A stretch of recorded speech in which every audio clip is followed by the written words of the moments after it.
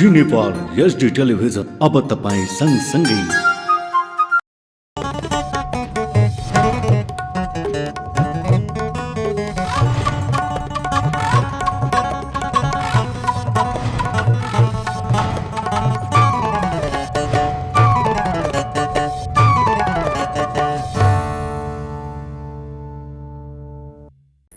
नमस्कार, जी नेपाल न्यूजमा यहाँलाई स्वागत छ। म करुणा लामिछाने। सुरुमा मुख्य समाचारका शीर्षकहरू। राष्ट्रपति भण्डारीद्वारा गजेन्द्र स्मृति अस्पतालको उद्घाटन। बालबालिकाको पौष्टिक आहारको व्यवस्थाको लागि 3वटै सरकारको आवश्यकता रहेको तर्क। राष्ट्रपतिका गभर्नर महाप्रसाद अधिकारी हटाउने सरकारको निर्णय गलत भएको एमालेको आरोप। उत्पादनमा कुनै योगदान नगरेको भन्दै समयमै सोच्न सरकारलाई आग्रह।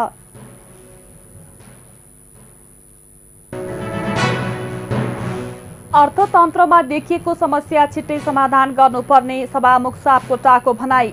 आर्थिक समस्यालाई समाधान गर्न स्वदेशी उत्पादन बढाउनु पर्ने तर्क।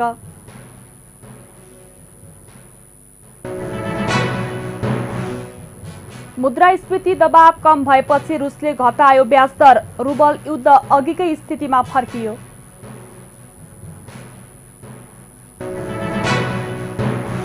र तेस्रो संस्करणको नेपाल बास्केटबल लिग एनबीएल जेठमा हुने। पुरुष तथा महिलातर्फ गरी लिग भने 2 चरणमा हुने।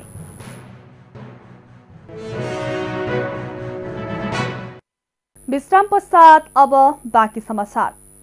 सभामुख अग्निप्रसाद सापकोटाले सरकार निजी क्षेत्र मिलेर अर्थतन्त्रमा देखिएको समस्यालाई समाधान गर्नुपर्ने बताउनु भएको छ।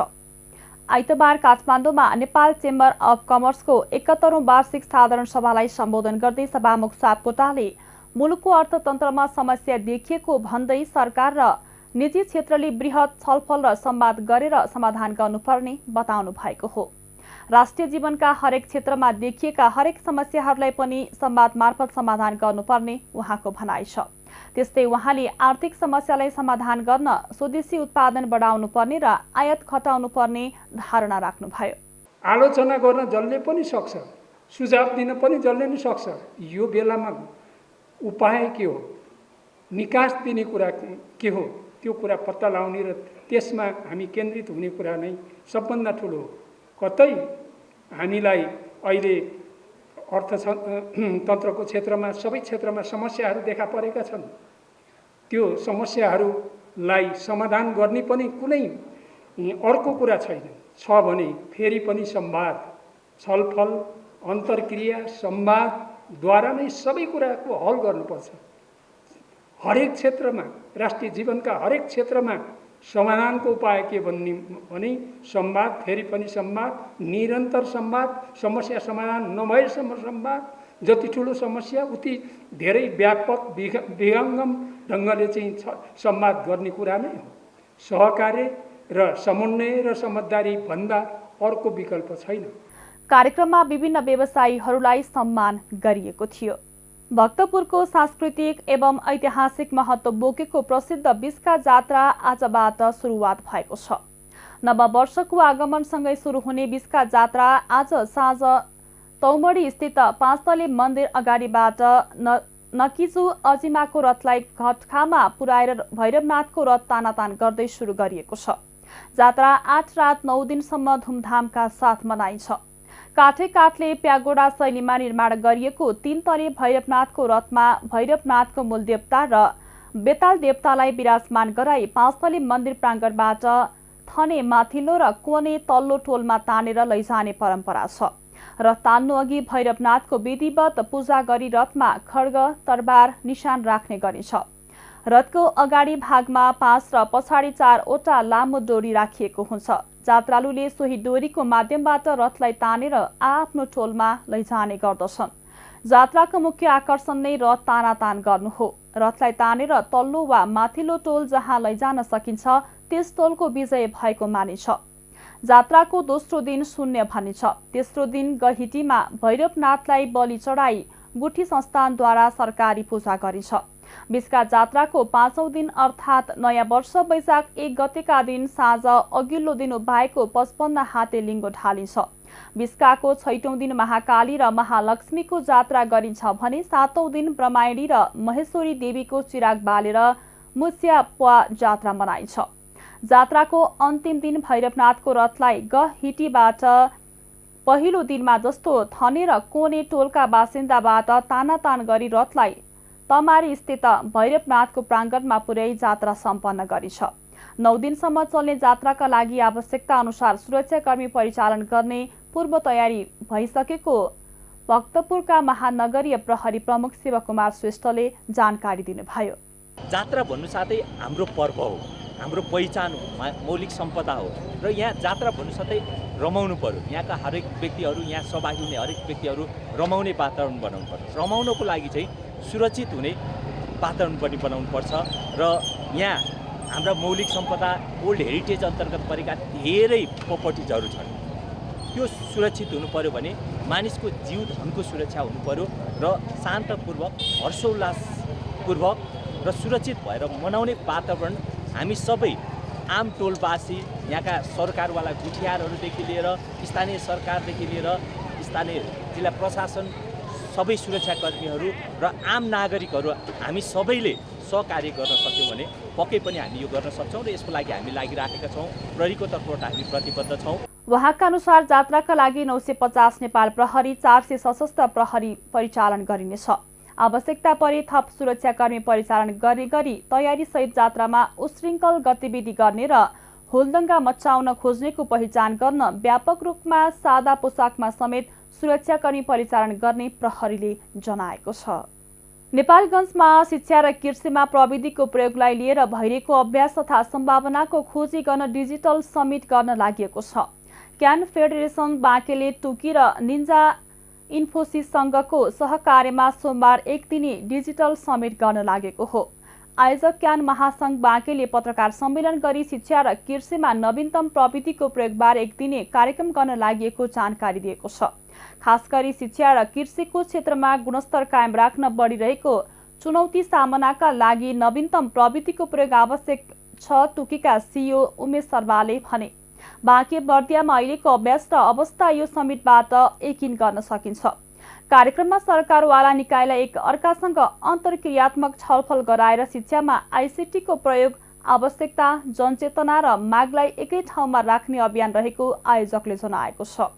बाँके र बर्दियाका सबै पालिकाबाट शिक्षा तथा कृषि इकाइ प्रमुख, जिल्ला शिक्षा समन्वय इकाइ प्रमुख, कृषि ज्ञान केन्द्रका प्रमुख, जिल्ला प्याप्सन तथा इन प्याप्सनका पदाधिकारी, संघीय नमुना विद्यालय पालिका स्थित शिक्षाका जिम्मेवार व्यक्तिहरूको प्रतिनिधिमूलक सहभागितामा डिजिटल समिट हुने आयोजकले जनाएको छ।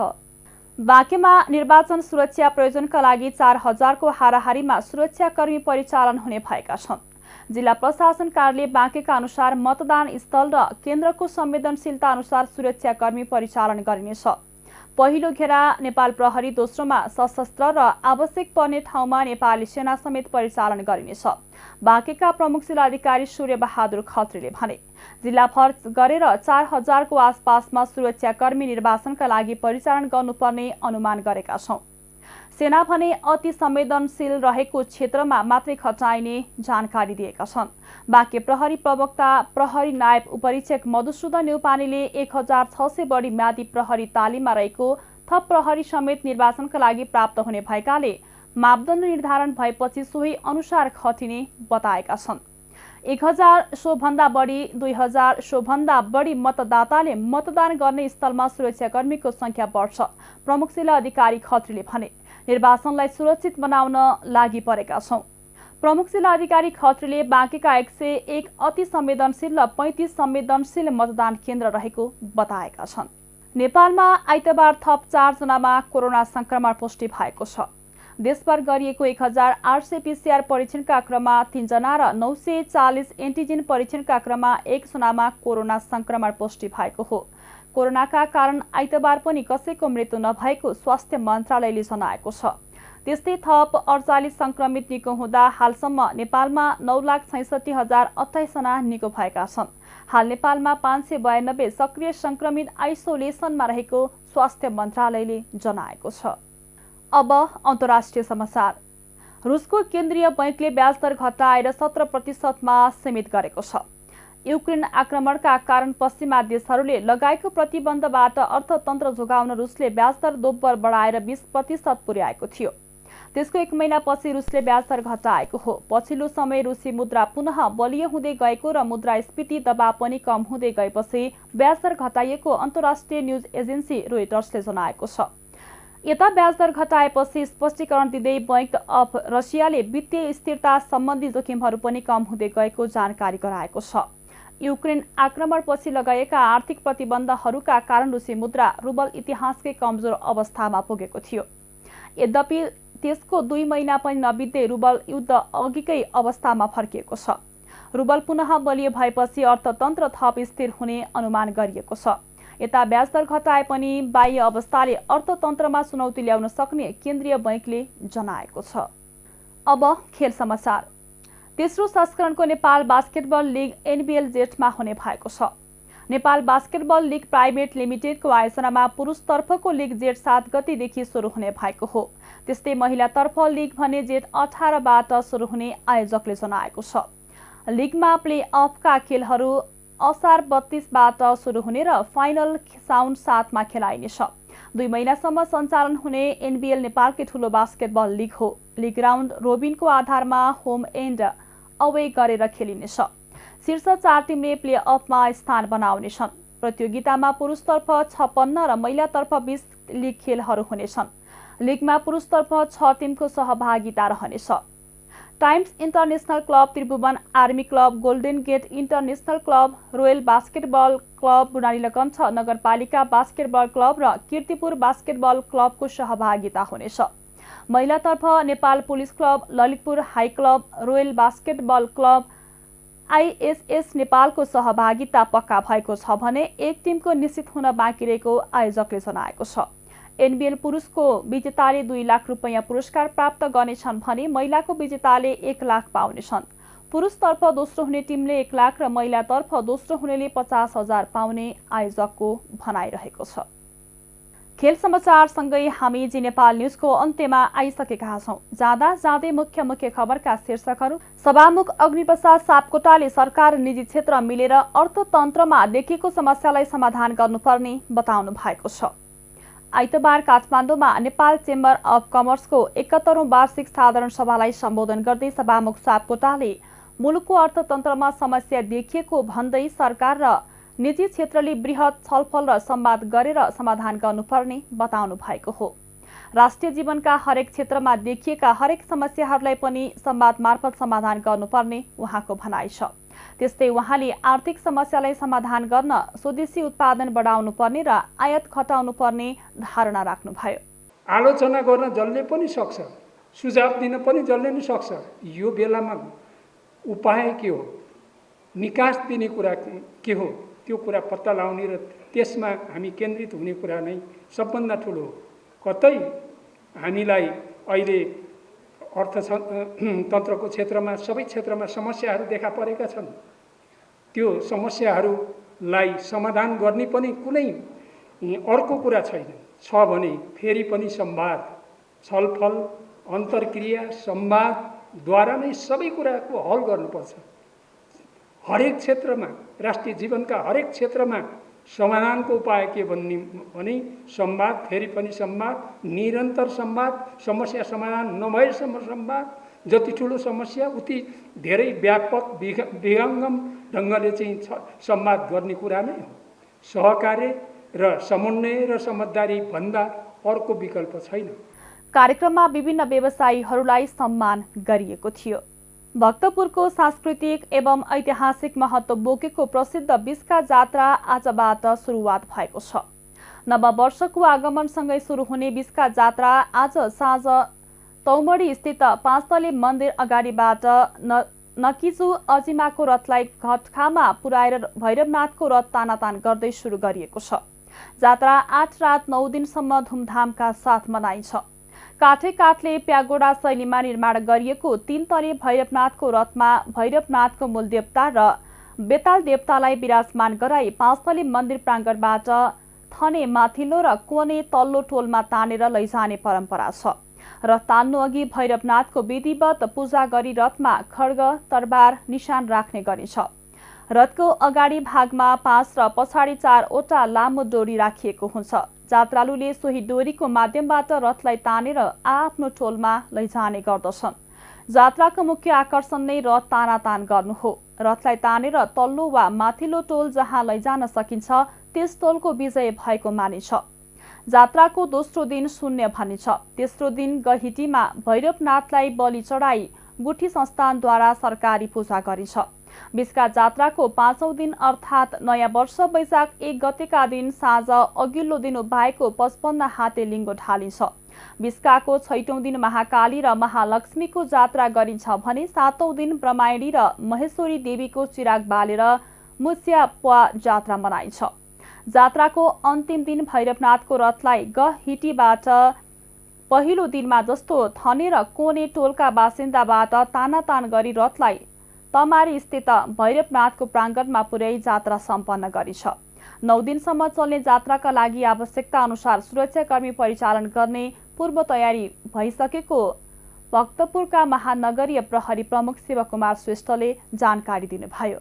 जात्रा भन्नु साथै हाम्रो पर्व हो, हाम्रो पहिचान हो, मौलिक सम्पदा हो र यहाँ जात्रा भन्नु साथै रमाउनु पर्यो। यहाँका हरेक व्यक्तिहरू, यहाँ सहभागी हुने हरेक व्यक्तिहरू रमाउने वातावरण बनाउनु पर्छ। रमाउनको लागि चाहिँ सुरक्षित हुने वातावरण पनि बनाउनुपर्छ र यहाँ हाम्रा मौलिक सम्पदा ओल्ड हेरिटेज अन्तर्गत परेका धेरै प्रपर्टिजहरू छन्। त्यो सुरक्षित हुनु पर्यो भने मानिसको जीव धनको सुरक्षा हुनु पर्यो र शान्तपूर्वक हर्षोल्लासपूर्वक र सुरक्षित भएर मनाउने वातावरण हामी सबै आम टोलवासी, यहाँका सरकारवाला गुठियारहरूदेखि लिएर स्थानीय सरकारदेखि लिएर स्थानीय जिल्ला प्रशासन, सबै सुरक्षाकर्मीहरू र आम नागरिकहरू हामी सबैले सहकार्य गर्न सक्यौँ भने पक्कै पनि हामी यो गर्न सक्छौँ र यसको लागि हामी लागिराखेका छौँ। प्रहरीको तर्फबाट हामी प्रतिबद्ध छौँ। उहाँका अनुसार जात्राका लागि 950 नेपाल प्रहरी, 400 सशस्त्र प्रहरी परिचालन गरिनेछ। आवश्यकता परे थप सुरक्षाकर्मी परिचालन गर्ने गरी तयारी सहित जात्रामा उशृङ्खल गतिविधि गर्ने र हुलदङ्गा मचाउन खोज्नेको पहिचान गर्न व्यापक रूपमा सादा पोसाकमा समेत सुरक्षाकर्मी परिचालन गर्ने प्रहरीले जनाएको छ। नेपालगञ्जमा शिक्षा र कृषिमा प्रविधिको प्रयोगलाई लिएर भइरहेको अभ्यास तथा सम्भावनाको खोजी गर्न डिजिटल समिट गर्न लागि छ। क्यान फेडरेसन बाँकेले टुकी र निन्जा इन्फोसिससँगको सहकार्यमा सोमबार 1 दिने डिजिटल समिट गर्न लागेको हो। आयोजक क्यान महासंघ बाँकेले पत्रकार सम्मेलन गरी शिक्षा र कृषिमा नवीनतम प्रविधिको प्रयोगबारे 1 दिने कार्यक्रम गर्न लागि जानकारी दिएको छ। खास गरी शिक्षा र कृषिको क्षेत्रमा गुणस्तर कायम राख्न बढिरहेको चुनौती सामनाका लागि नवीनतम प्रविधिको प्रयोग आवश्यक छ, टुकीका सिइओ उमेश शर्माले भने। बाँके बर्दियामा अहिलेको अभ्यास र अवस्था यो समिटबाट यकिन गर्न सकिन्छ। कार्यक्रममा सरकारवाला निकायलाई एक अर्कासँग अन्तर्क्रियात्मक छलफल गराएर शिक्षामा आइसिटीको प्रयोग, आवश्यकता, जनचेतना र मागलाई एकै ठाउँमा राख्ने अभियान रहेको आयोजकले जनाएको छ। बाँके र बर्दियाका सबै पालिकाबाट शिक्षा तथा कृषि इकाइ प्रमुख, जिल्ला शिक्षा समन्वय इकाइ प्रमुख, कृषि ज्ञान केन्द्रका प्रमुख, जिल्ला प्याप्सन तथा इन प्याप्सनका पदाधिकारी, संघीय नमुना विद्यालय पालिका स्थित शिक्षाका जिम्मेवार व्यक्तिहरूको प्रतिनिधिमूलक सहभागितामा डिजिटल समिट हुने आयोजकले जनाएको छ। बाँकेमा निर्वाचन सुरक्षा प्रयोजनका लागि 4000 को हाराहारीमा सुरक्षाकर्मी परिचालन हुने भएका छन्। जिल्ला प्रशासन कार्यालय बाँकेका अनुसार मतदान स्थल र केन्द्रको संवेदनशीलता अनुसार सुरक्षाकर्मी परिचालन गरिनेछ। पहिलो घेरा नेपाल प्रहरी, दोस्रोमा सशस्त्र र आवश्यक पर्ने ठाउँमा नेपाली सेना समेत परिचालन गरिनेछ। बाँकेका प्रमुख जिल्लाधिकारी सूर्य बहादुर खत्रीले भने जिल्लाभर गरेर 4000 को आसपासमा सुरक्षाकर्मी निर्वाचनका लागि परिचालन गर्नुपर्ने अनुमान गरेका छौं। सेना भने अति संवेदनशील रहेको क्षेत्रमा मात्रै खटाइने जानकारी दिएका छन्। बाँके प्रहरी प्रवक्ता प्रहरी नायब उपरीक्षक मधुसूदन न्यौपानेले 1600 बढी म्यादी प्रहरी तालिममा रहेको थप प्रहरी समेत निर्वाचनका लागि प्राप्त हुने भएकाले मापदण्ड निर्धारण भएपछि सोही अनुसार खटिने बताएका छन्। 1000 सो भन्दा बढी 2000 सो भन्दा बढी मतदाताले मतदान गर्ने स्थलमा सुरक्षाकर्मीको संख्या बढ्छ। प्रमुख जिल्ला अधिकारी खत्रीले भने निर्वाचनलाई सुरक्षित बनाउन लागि परेका छौं। प्रमुख जिल्ला अधिकारी खत्रीले बाँकेका 101 अति संवेदनशील र 35 संवेदनशील मतदान केन्द्र रहेको बताएका छन्। नेपालमा आइतबार थप 4 जनामा कोरोना संक्रमण पुष्टि भएको छ। देशभर गरिएको 1800 पीसीआर परीक्षणका क्रममा 3 जना र 940 एन्टिजेन परीक्षणका क्रममा 1 जनामा कोरोना संक्रमण पुष्टि भएको हो। कोरोनाका कारण आइतबार पनि कसैको मृत्यु नभएको स्वास्थ्य मन्त्रालयले जनाएको छ। त्यस्तै थप 48 संक्रमित निको हुँदा हालसम्म नेपालमा 9,66,028 जना निको भएका छन्। हाल नेपालमा 592 सक्रिय संक्रमित आइसोलेसनमा रहेको स्वास्थ्य मन्त्रालयले जनाएको छ। अब अन्तर्राष्ट्रिय समाचार। रुसको केन्द्रीय बैंकले ब्याज दर घटाएर 17% सीमित गरेको छ। युक्रेन आक्रमणका कारण पश्चिमा देशहरूले लगाएको प्रतिबन्धबाट अर्थतन्त्र जोगाउन रुसले ब्याज दर दोब्बर बढाएर 20% पुर्याएको थियो। त्यसको 1 महिनापछि रुसले ब्याज दर घटाएको हो। पछिल्लो समय रुसी मुद्रा पुनः बलियो हुँदै गएको र मुद्रास्फीति दबाव पनि कम हुँदै गएपछि ब्याज दर घटाइएको अन्तर्राष्ट्रिय न्युज एजेन्सी रोइटर्सले जनाएको छ। यता ब्याज दर घटाएपछि स्पष्टीकरण दिँदै बैंक अफ रसियाले वित्तीय स्थिरता सम्बन्धी जोखिमहरू पनि कम हुँदै गएको जानकारी गराएको छ। युक्रेन आक्रमणपछि लगाएका आर्थिक प्रतिबन्धहरूका कारण रुसी मुद्रा रुबल इतिहासकै कमजोर अवस्थामा पुगेको थियो।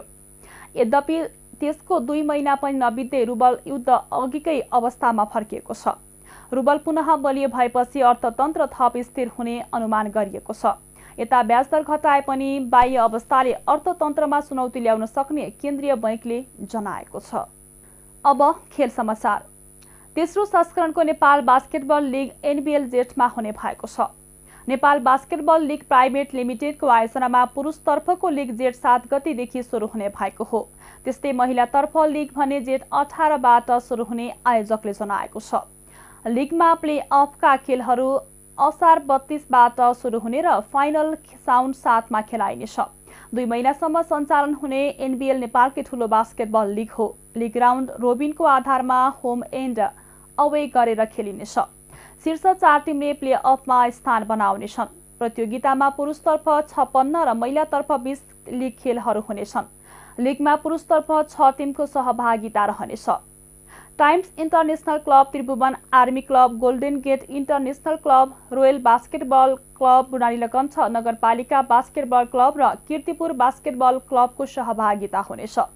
महिलातर्फ Nepal police club, Lalitpur high club, royal basketball club, ISS नेपालको सहभागिता पक्का भएको छ भने एक टिमको निश्चित हुन बाँकी रहेको आयोजकले जनाएको छ। एनबीएल पुरुषको विजेताले 2 लाख रुपैयाँ पुरस्कार प्राप्त गर्नेछन् भने महिलाको विजेताले 1 लाख पाउनेछन्। पुरुषतर्फ दोस्रो हुने टिमले 1 लाख र महिलातर्फ दोस्रो हुनेले 50,000 पाउने आयोजकको भनाइरहेको छ। खेल समाचारसँगै हामी जी नेपाल न्युजको अन्त्यमा आइसकेका छौँ। जाँदा जाँदै मुख्य खबरका शीर्षकहरू पुनः एकपटक। राष्ट्रपति भण्डारीद्वारा गजेन्द्र स्मृति अस्पतालको उद्घाटन। बालबालिकाको पौष्टिक आहारको व्यवस्थाको लागि 3वटै सरकारको आवश्यकता रहेको तर्क। राष्ट्रपतिका गभर्नर महाप्रसाद अधिकारी हटाउने सरकारको निर्णय गलत भएको एमालेको आरोप। उत्पादनमा कुनै योगदान नगरेको भन्दै समयमै सोच्न सरकारलाई आग्रह।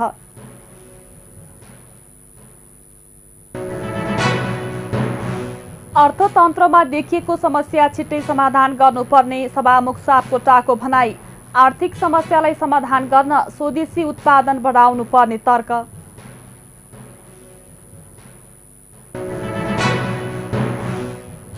मुद्रास्फीति दबाव कम भएपछि रुसले घटायो ब्याज दर। रुबल युद्ध अघिकै स्थितिमा फर्कियो।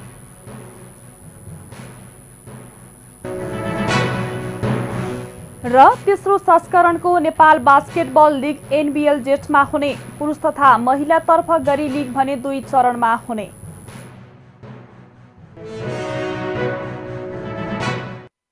हौस् त अहिलेको लागि जी नेपाल एचडी न्युज यति नै। ताजा समाचार र मनोरञ्जनका लागि जी नेपाल एचडी टेलिभिजन हेर्दै रहनुहोला।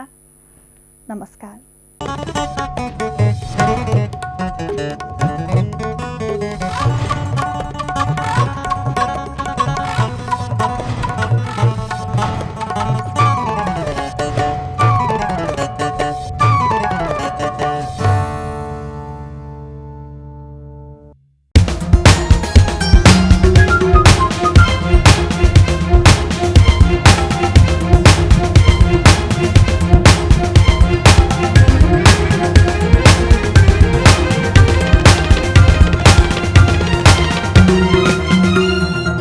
जी नेपाल HD टेलिभिजन अब तपाईँ सँगसँगै